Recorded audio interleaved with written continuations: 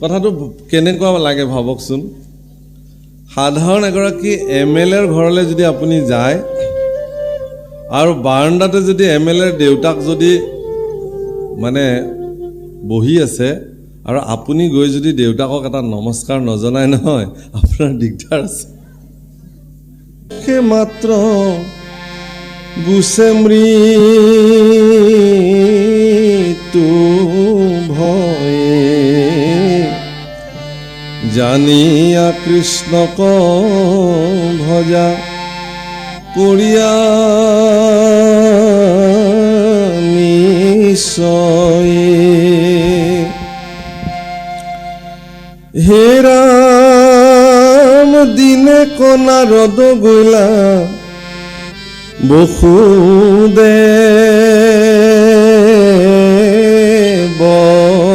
ঘৰে দেখি বসুদেৱে তাংক পুজিলা দৰে আৰ কৰিলা প্ৰণাম পাছে আসনে বৈখাই বুলিলা বিনয় বাক্য নাৰদ কসাই। হে ৰাম পিতৃ মাতৃ আখিলে পুত্ৰৰ যে নসুখ সন্ত আগমনে দুখীৰ গুছে দুখ।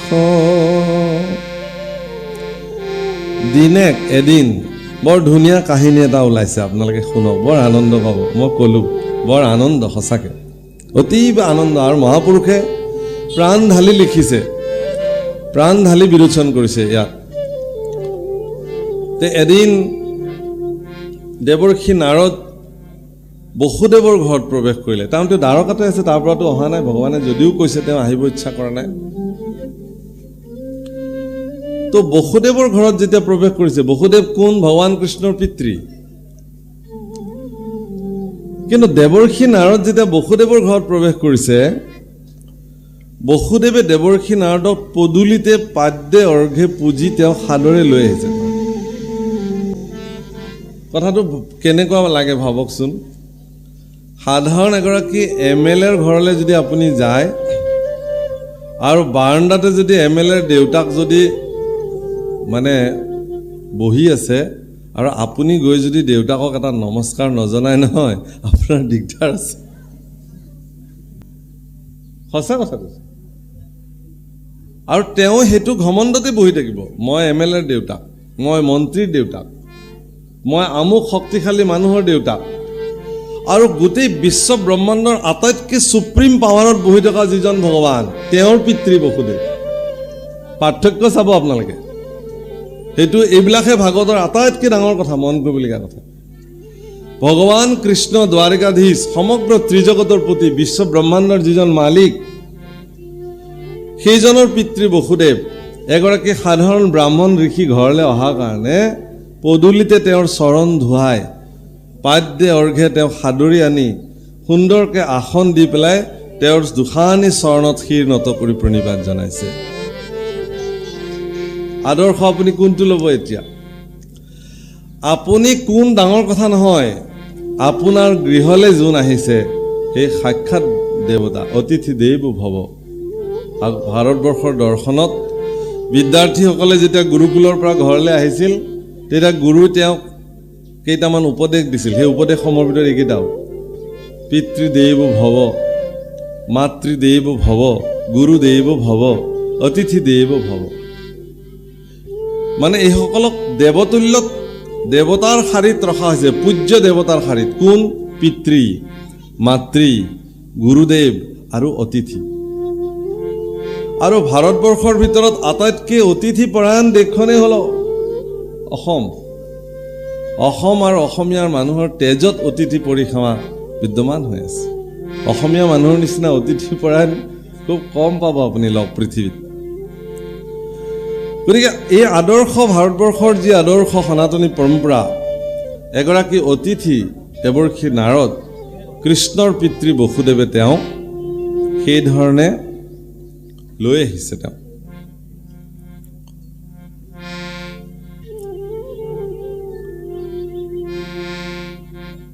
আৰে সেইমতে ভগৱন্তত যোৱা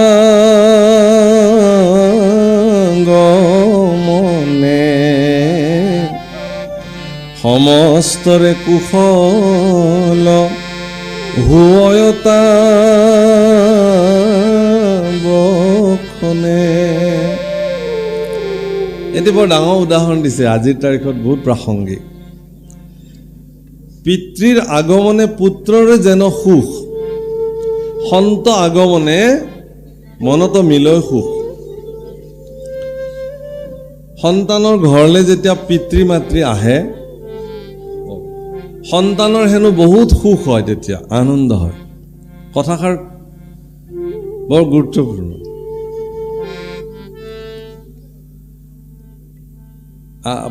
মানে ল'ৰাই গৈ চাকৰি সূত্ৰে গুৱাহাটীত ঘৰ মাটি কৰিছে, ডাঙৰ প্ৰাসাদ বনাইছে, বিল্ডিং বনাইছে।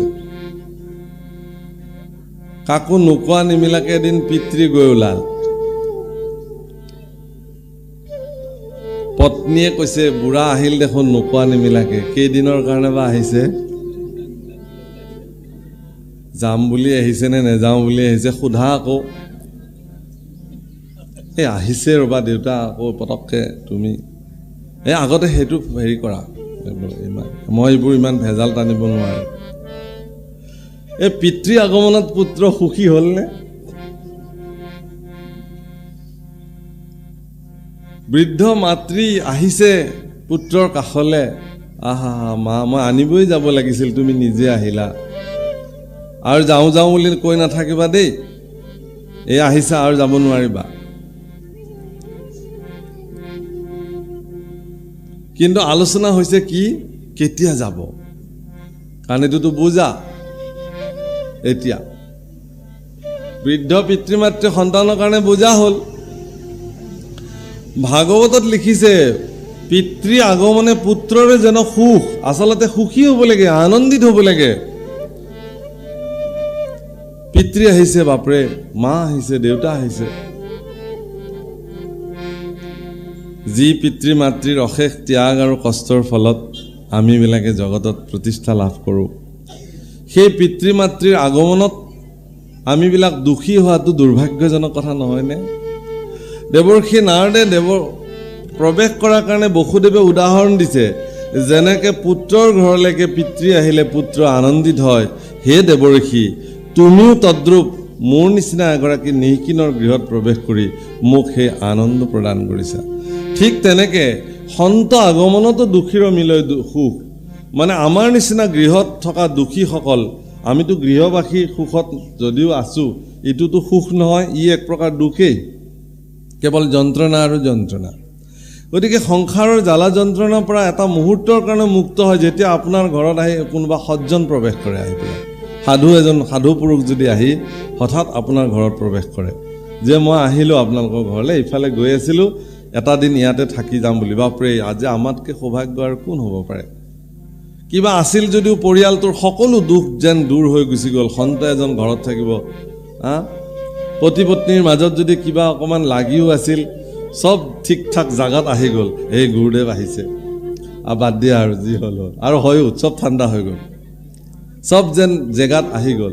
ল'ৰা ছোৱালীকো সচেতন কৰি দিয়া হ'ল, স্নান কৰা সোনকালে, কোনোবাই যদি গা ধোৱা নাছিলে গা পা ধুই লোৱা, সোনকালে ঘৰ চৰ হেৰি কৰি দিয়া, প্ৰভু আহিছে, গুৰুজন আহিছে, সজ্জন আহিছে, সেৱা ল'ব লাগে, সৎকাৰ কৰিব লাগে।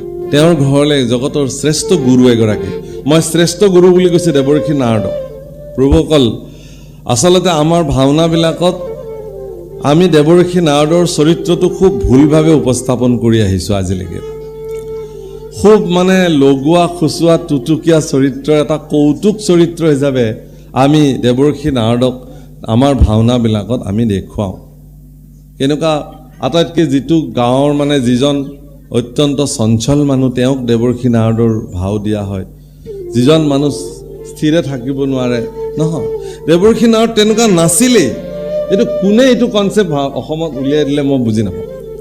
ভব্য গব্য একদম ধীৰ স্থিৰ সন্ত পুৰুষ এজন দেৱৰ্ষি নাৰদ। আৰু দেৱৰ্ষি নাৰদৰ নিচিনা গুৰু পৃথিৱীত খুব কম আছে।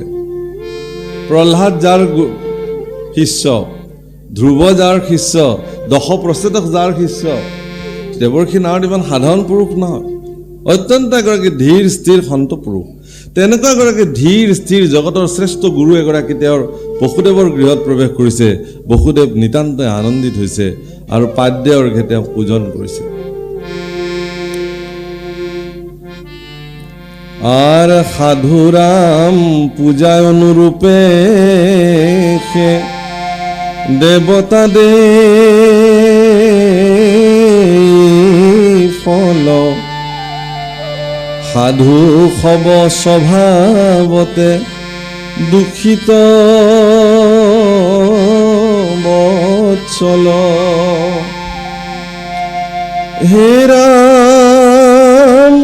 তোমাৰ সদৃশ যাৰ শ্ৰীকৃষ্ণ তো মন তা সম্বাৰহি মত হুৱে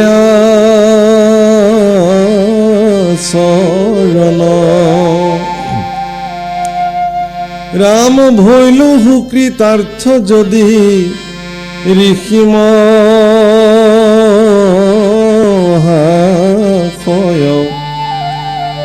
তথাপিতো পুছু মহা ভাগৱত সয় আৰ পৰম শ্ৰদ্ধায় যাক শুনিলে মাত্ৰকে দুৰ্ঘোৰ সংসাৰ দুখ তৰে সৰ্বলোকে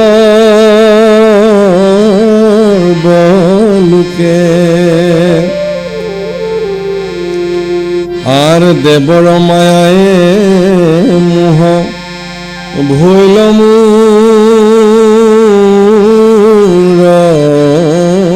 মন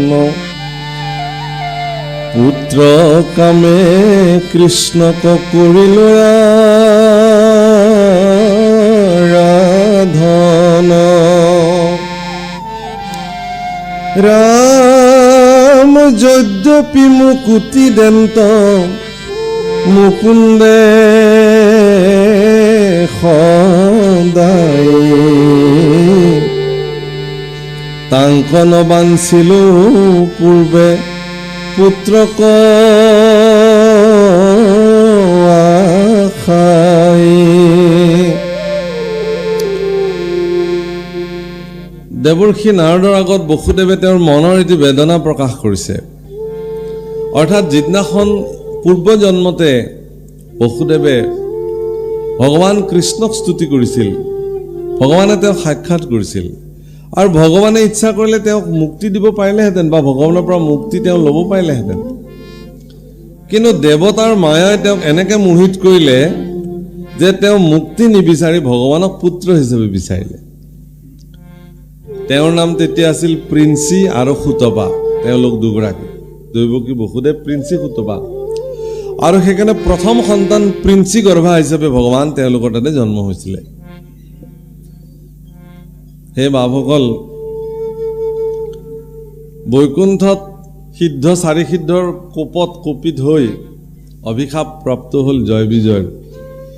সন্তৰ কোপত বৈকুণ্ঠৰ পাৰিষদে ৩ জন্ম নৰক ভুঞ্জিবলগীয়া হ'ল আৰু তেওঁলোকক উদ্ধাৰ কৰিবৰ কাৰণে ভগৱানে 4বাৰ অৱতাৰ ল'ব লগা হ'ল। তেওঁলোকক উদ্ধাৰ কৰিবৰ কাৰণে ভগৱানে 4বাৰ জন্ম ল'ব লগা হৈছে। এবাৰটো বৰাহ ৰূপে হ'ল, হৈ হিৰণ্যাক্ষক উদ্ধাৰ কৰিলে, নৰসিংহ ৰূপে হিৰণ্যকশিপুক উদ্ধাৰ কৰিলে, কৃষ্ণ ৰাম স্বৰূপে গৈ পেলাই আপোনাৰ